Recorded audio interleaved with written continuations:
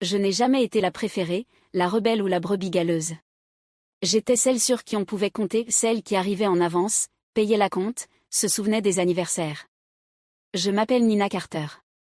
J'ai 35 ans. Je gardais les discussions de groupe organisées et je m'assurais que tout le monde ait un transport pour l'aéroport. C'est moi qui ai géré quand mon père a glissé dans les escaliers et s'est déchiré un ligament. J'ai interrompu mes vacances, pris l'avion pour rentrer, et je suis restée 4 nuits sur son vieux canapé lit. Mon petit frère Derek a dit qu'il passerait si le travail n'était pas trop fou. Il ne l'a jamais fait. Maman a juste souri et m'a dit que j'étais son ange gardien, puis m'a demandé si je pouvais récupérer ses médicaments avant de repartir. Derek Carter a 2 ans de moins que moi et vit comme s'il était allergique aux conséquences. Il est charmant, il l'a toujours été. Les gens le disent comme un compliment, mais quand c'est ton frère et que c'est toi qui paies pour les choses qu'il oublie, ça finit par user. Il a quitté la fac après la première année et est revenu vivre chez nos parents, puis est reparti, puis est revenu à chaque fois qu'il se faisait virer. Papa rejetait toujours la faute sur le patron. Maman disait qu'il cherchait à encore sa voie. Moi, j'ai gardé la mienne bien droite. Je travaille dans la logistique depuis mes 22 ans. Je vis seule juste en dehors de Portland, un appartement propre, calme. Je m'entends bien avec le gardien de l'immeuble et je connais le nom du gars qui met mes courses en sac. C'est tout. Je ne suis pas exubérante. J'aime la structure. J'aime être fiable. Mais il y a une chose qui arrive quand on est celle sur qui on peut compter, on ne vous voit pas. Pas vraiment. La première fois que je m'en suis rendu compte, c'était lors d'une photo de famille au mariage de ma cousine. Il voulait que tout le monde porte des tons coordonnés, rien de trop voyant. Quelqu'un a dit que je portais du bordeaux. C'était novembre. Je trouvais ça sobre. Plus tard, quand ils ont envoyé les tirages encadrés, j'ai vu qu'on m'avait coupé de la photo. C'était juste pour ajuster la mise en page, m'a dit ma tante avec un sourire. Tu comprends? J'ai dit que je comprenais. J'ai toujours dit que je comprenais, parce que si je disais autre chose, je recevais ce regard, celui qui dit, tu compliques les choses pour rien. Alors je souriais. Je conduisais. Je payais. J'étais présente, même quand personne ne m'avait gardé une place. Je n'ai jamais demandé grand-chose. Je voulais juste être incluse sans devoir être utile. Je voulais appartenir sans avoir à porter le poids des autres. Mais j'avais appris que, dans ma famille, être utile était le loyer à payer pour avoir le droit de rester. Et un jour, quelqu'un a oublié de collecter ce loyer. C'est là que tout a commencé à changer. Tout a commencé par un coup de fil. Ma mère n'appelle jamais en pleine journée sauf si quelque chose ne va pas ou si elle a besoin de quelque chose. Ce jeudi-là, j'ai laissé l'appel aller sur la messagerie. Elle en a laissé une. « Salut ma chérie », a-t-elle dit avec cette voix sucrée qu'elle prend quand elle s'apprête à demander un service. Je pensais que ce serait vraiment sympa que tu viennes au dîner de fiançailles de Derek et Chelsea le mois prochain. Ce sera sur un toit très élégant, juste la famille et quelques amis proches. Puis est venue la vraie raison de l'appel. On se demandait si tu pouvais aider pour la réservation, juste pour la garantir avec ta carte. On te remboursera, bien sûr. Bien sûr. J'ai écouté le message 2 fois, puis j'ai appelé le restaurant, réservé une section privée pour 24 invités, laissé un acompte de $500. La femme au téléphone m'a demandé si je voulais faire des demandes particulières. Je lui ai dit d'ajouter des centres de table fleuris et de vérifier si l'éclairage serait bon pour les photos. Je n'étais pas en colère. Pas encore. Derek allait se fiancer. Chelsea était correcte, on ne s'était croisé qu'une fois lors d'un déjeuner d'anniversaire et elle avait à peine levé les yeux de ses stories Instagram, mais ma mère l'appelait « un ange » et « un équilibre nécessaire pour Derek ». Je savais ce que ça voulait dire. Elle venait d'une famille aisée. Son père dirigeait une sorte d'agence de marketing moyenne à Seattle, le genre de famille qui envoie des cartes de Noël imprimées sur du papier mat avec gaufrage doré. Quelques jours après la réservation, j'ai reçu un texto de maman, tout est confirmé. Merci encore, ma chérie. Tu es un amour.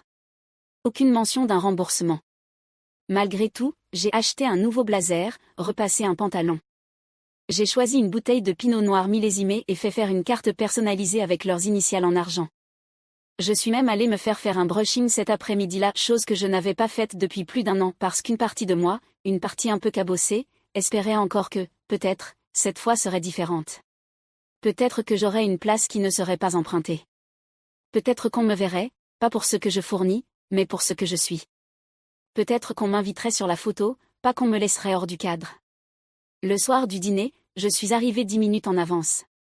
C'était la fin octobre, et le soleil commençait juste à descendre sous la ligne d'horizon. Le toit était décoré de guirlandes d'ampoules Edison douces et dorées, qui se balançaient doucement dans la brise du soir. Un petit trio de jazz jouait dans un coin, trompettes feutrées et cymbales frottées. Quelqu'un avait mis les petits plats dans les grands. Je portais un blazer bleu marine cintré, un pantalon noir, des talons bas. Mon brushing tenait encore, et j'avais la bouteille de vin dans une main, la carte dans l'autre. L'hôtesse m'a accueilli par mon nom et m'a indiqué la section privée. « Votre groupe est déjà installé ?» a-t-elle souri. Je suis entrée, faisant attention à ne pas abîmer le sol avec mes chaussures. Chaque table avait des fleurs fraîches. Il y avait des bougies, des couverts brillants, des serviettes en tissu pliées en triangle parfait. Et ils étaient là, mes parents, Derek, Chelsea, sa famille, quelques-uns de leurs amis. Tout le monde avait un verre à la main. Des rires flottaient dans l'air, naturels et bien répétés. Derek s'est tourné en me voyant. Il ne s'est pas levé, n'a pas souri, il a juste levé mollement la main et dit « Salut Nina. T'es venue ?» Il a regardé la bouteille de vin dans ma main, puis est passé devant moi comme si j'étais quelqu'un perdu depuis le bar. Ensuite, il a indiqué le côté de la salle, « Ouais, cette table-là, c'est juste pour la famille et tout, mais on t'a mis une place juste là-bas. » J'ai suivi son doigt. Une chaise pliante contre le mur, à côté d'une poubelle en plastique doublée d'un sac noir. La table à côté était plus petite, ronde, clairement destinée au surplus. Une place. Aucun couvert. Ma mère m'a lancé ce sourire pincé, celui qui veut dire « S'il te plaît, ne complique pas les choses ». Mon père a levé son verre dans un toast vague et mal à l'aise. Chelsea, elle, n'a même pas levé les yeux de son téléphone. Je suis restée debout une seconde de trop, le vin perlant dans ma main. Puis j'ai hoché la tête, marché jusqu'à la chaise, me suis assise, et j'ai posé la bouteille à côté de moi. Je n'ai pas enlevé mon manteau. Le serveur est passé, a demandé si je faisais partie du groupe principal. J'ai dit oui. Il m'a apporté un verre d'eau. C'est tout. Pendant les 90 minutes suivantes, je les ai regardés porter des toasts, se passer des assiettes, ouvrir de petits cadeaux. Derek a fait un discours sur le fait d'avoir trouvé la bonne personne et d'être entouré par les gens qui comptent le plus. J'ai vu ma mère essuyer une larme quand Chelsea l'a appelée la meilleure future belle-mère qu'une fille puisse espérer. Personne ne m'a regardé. Personne ne m'a demandé si j'avais mangé. Je fixais les serviettes sur leur table pliée, soignée, parfaite. À ma table, il n'y en avait aucune. Le dessert venait d'être servi, une sorte de millefeuille sophistiqué, avec des feuilles d'or comestibles et de la crème fouettée à la main. Quelqu'un a pris une photo avant même que la première part ne soit coupée. Le trio de jazz est passé à un morceau lent. Le soleil avait disparu, remplacé par les lumières de la ville et l'éclat froid de l'acier sur la ligne d'horizon. Je n'avais pas parlé depuis que je m'étais assise. Personne n'était venu me voir. Mon manteau était toujours fermé. C'est alors que le serveur est revenu. Il tenait une petite pochette en cuir. Il s'est arrêté à côté de leur table, a regardé l'addition, puis m'a regardé. « Excusez-moi, madame, dit-il doucement. Le total s'élève à 3218 $. Dois-je utiliser la même carte que celle enregistrée ?» Les têtes se sont tournées. Derek a levé les yeux de sa part de gâteau. « Bah oui, dit-il avec désinvolture. C'est Nina qui s'en charge. » Le serveur m'a de nouveau regardé. J'ai pris une lente inspiration, puis j'ai souri, pas un grand sourire, pas glacial non plus, juste serein. En fait, ai-je dit, gardant ma voix basse mais claire, ce n'est pas ma table. Un silence est tombé de ceux qui aspirent tout l'air de la pièce. On m'a dit que c'était réservé à la famille seulement, ai-je ajouté. Moi, je suis là-bas. Ma mère s'est figée, son verre de vin suspendu en l'air. Chelsea m'a regardé pour la première fois de la soirée. Son père a froncé les sourcils. La mâchoire de Derek s'est crispée. Le serveur a hésité, déconcerté. « Mais, c'est vous qui avez fait la réservation, madame. » Oui, j'ai acquiescé. C'est moi qui l'ai faite, payé la compte, commandé les fleurs. Mais je n'ai pas mangé. Je n'ai pas été accueilli. Je ne fais pas partie de la note de cette table. Personne n'a parlé. On entendait le petit clic d'un briquet qu'on essayait de rallumer. Je me suis levée, j'ai pris mon manteau, jeté un dernier regard à la chaise pliante toujours un peu tournée vers la poubelle. Apparemment, c'est là que je devais être. Et je suis partie, pas rapidement, pas dramatiquement, simplement, calmement. Le serveur tenait toujours l'addition quand je suis passée devant lui. Derrière moi, j'ai entendu la voix de Derek, moitié rire, moitié agacée. Allez Nina. C'était une blague. Tu vas vraiment faire ça? Je ne me suis pas retournée. Je n'en avais pas besoin. Je ne suis pas rentrée chez moi tout de suite. J'ai marché un moment, 2 rues plus bas, devant une boulangerie qui fermait, devant une rangée de voitures embuées. Je tenais encore la bouteille de vin dans la main, toujours pas ouverte. Quand je suis rentrée dans mon condo, j'ai gardé mon manteau, me suis arrêtée dans la cuisine pendant quelques minutes, laissant le silence s'installer. Le premier message est arrivé 30 minutes plus tard. Derek, évidemment. Tu pouvais pas juste payer et venir me parler après? Puis un autre de ma mère. Tu nous as humiliés devant toute la famille de Chelsea. C'était ton but? Aucun des deux ne m'a demandé si j'étais bien rentrée. J'ai mis mon téléphone en silencieux, mais vers 22h15, il s'est rallumé. Numéro inconnu. J'ai laissé sonner, puis ils ont rappelé. Une deuxième fois. Une troisième. Finalement, j'ai répondu. Salut, c'est Chelsea. Sa voix était plus douce que je ne me souvenais, sans filtre de réseaux sociaux, sans gentillesse feinte. Je sais qu'on n'a jamais vraiment parlé, dit-elle, mais je peux te demander quelque chose? J'ai attendu. C'est vrai que c'est toi qui as tout payé? La compte, les fleurs, cette vue? Je me suis adossée au comptoir. Oui, c'est moi. Elle s'est tue un instant. Ils ont dit à mon père que Derek avait tout organisé. Qu'il avait tout payé. Qu'il avait insisté pour que tu sois à part parce que tu étais introverti. Cette dernière partie m'a fait souffler par le nez. Je n'ai rien insisté du tout, ai-je dit. Ils ont demandé. J'ai dit oui. Je n'attendais rien en retour, mais je ne me suis pas portée volontaire pour servir de décor. Un silence, puis elle a repris. Mon père est furieux. Il a dit qu'il n'aurait jamais accepté ce restaurant s'il avait su que quelqu'un qu'ils avaient relégué dans un coin payait l'addition. Je n'ai rien dit. Je ne veux pas prendre parti, a-t-elle ajouté. Je pensais juste que tu devais savoir. On a raccroché peu de temps après. Pas de tension, pas de remerciement, juste un silence suspendu, comme si aucune de nous ne savait vraiment quoi faire de ce qui restait. Le silence qui a suivi était plus lourd que tout ce qui avait été dit, mais pour une fois, ce n'était pas à moi de le porter. Le lendemain matin, le groupe familial explosait. Il était resté silencieux pendant des jours avant le dîner, il ne s'animait que pour les fêtes ou quand quelqu'un postait une photo floue de gâteau d'anniversaire, mais là, il sonnait sans arrêt. Maman, Nina, il faut qu'on parle. Appelle-moi quand tu as une minute. Derek, tu as vraiment tout gâché avec la famille de Chelsea. Tu nous dois des excuses. Papa, ça va trop loin. Présente tes excuses et tournons la page. Je n'ai pas répondu.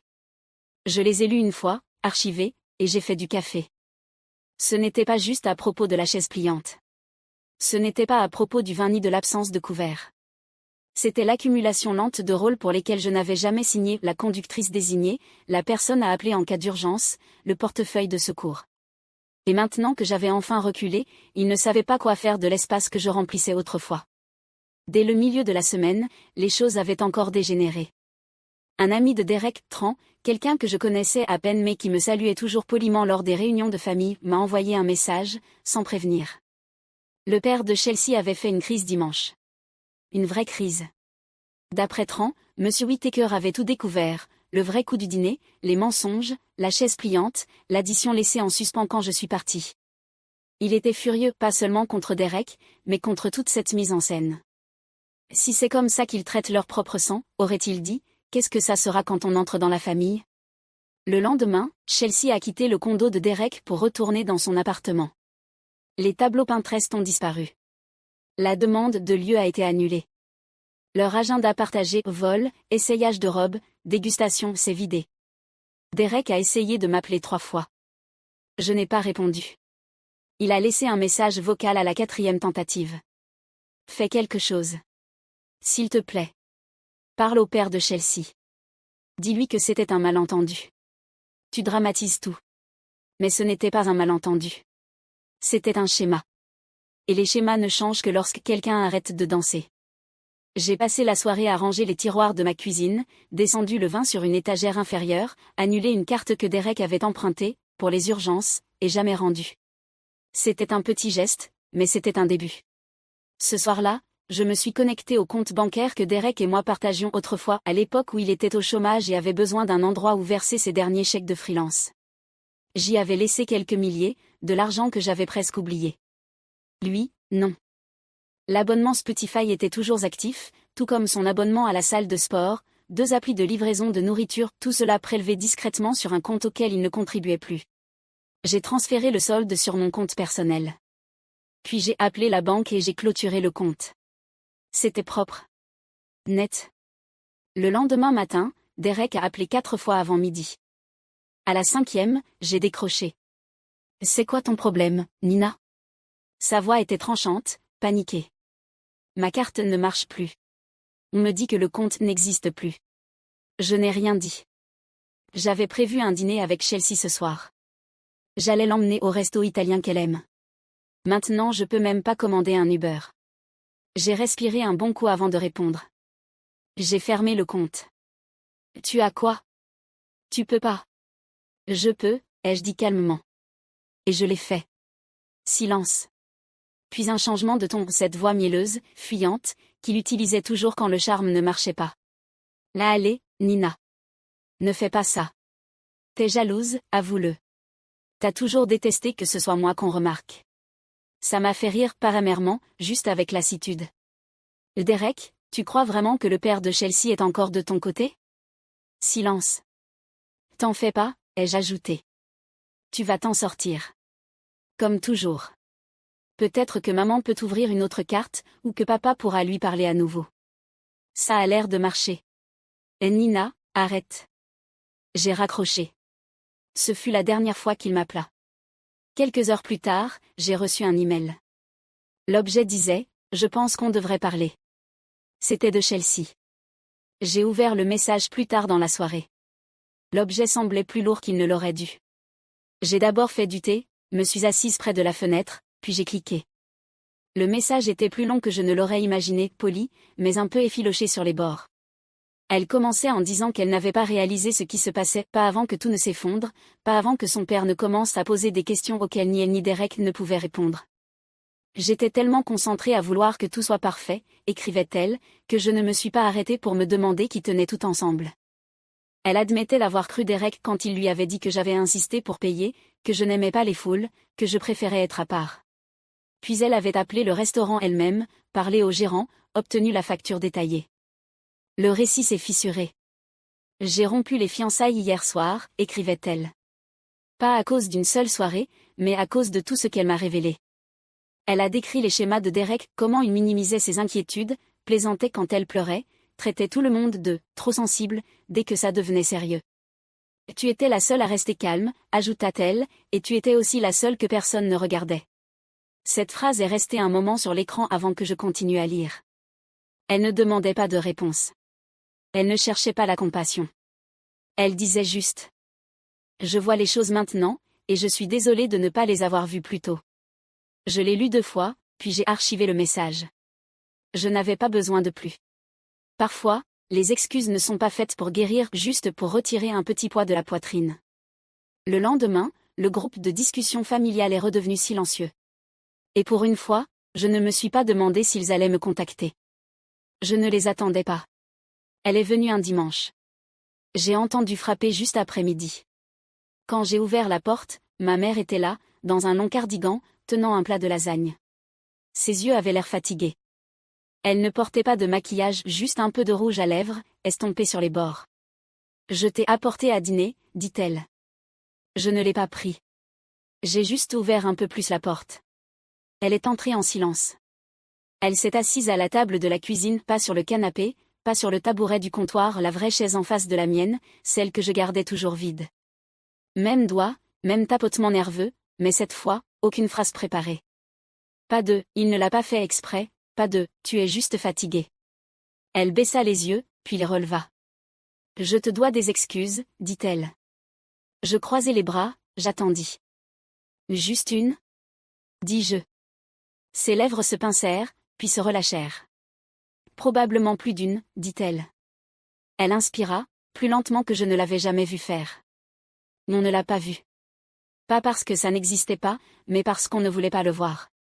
Elle fixait ses propres mains, comme si elle pouvait expliquer quelque chose qu'elle n'arrivait pas à dire. Tu n'as jamais rien demandé. Et ça a rendu plus facile d'oublier que tu donnais toujours. Je ne dis rien. Ce n'était pas juste. Je le sais maintenant. On n'a pas parlé longtemps. Elle a laissé les lasagnes, et je l'ai raccompagnée jusqu'à la porte. Sur le seuil, elle s'est retournée une dernière fois. Prends soin de toi. Puis elle est partie, et la chaise est restée là. Enfin, quelqu'un s'y était assis. Quelques semaines plus tard, j'ai réservé un vol pour l'Italie. C'était un voyage que j'avais reporté 2 fois, une fois à cause de l'opération de papa, une autre parce que Derek ne pouvait pas surveiller la maison pendant mon absence. Cette fois, personne n'a demandé. Je n'ai rien proposé. Florence était fraîche le soir, douce pendant la journée. J'ai marché dans des ruelles tranquilles, bu du café qui avait le goût du temps, et acheté une petite chaise en bois à un artisan qui proposait d'y graver des initiales si on le voulait. Je n'ai rien demandé. Je la préférais simple. En rentrant, j'ai placé la chaise sur mon balcon, orientée vers l'est. Silencieuse, solide, juste assez large pour que je m'y assoie pour lire ou ne rien lire du tout. Derek ne m'a plus jamais appelé. D'après ce que j'ai entendu, il est retourné chez mes parents, travaille à des horaires irréguliers dans une start-up dont il ne parle pas. Le mariage est officiellement annulé. Chelsea a rendu la bague. Mes parents m'envoient parfois des messages séparément, maintenant. De petites notes, sans demande, juste de l'espace. Ils m'ont invité pour Thanksgiving. Seulement si tu t'en sens capable, a écrit maman. Je n'ai pas répondu. J'ai acheté un casque à réduction de bruit, recommencé à lire de vrais livres, pas des guides pour réparer les autres. J'ai même trouvé une thérapeute. Pas parce que j'étais brisée, mais parce que j'avais enfin arrêté d'attendre d'être vue. Je n'ai pas payé leur addition ce soir-là, mais j'ai récupéré des années de dettes silencieuses. Et je ne suis plus assise à côté de la poubelle. Je suis à ma propre table. Et c'est moi qui ai choisi la chaise.